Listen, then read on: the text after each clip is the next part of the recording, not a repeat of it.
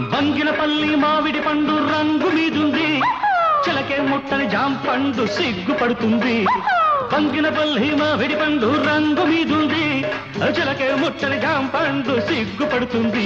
అది ఏ తోటదో ఏ పేటదో, అది ఏ తోటదో ఏ పేటదో.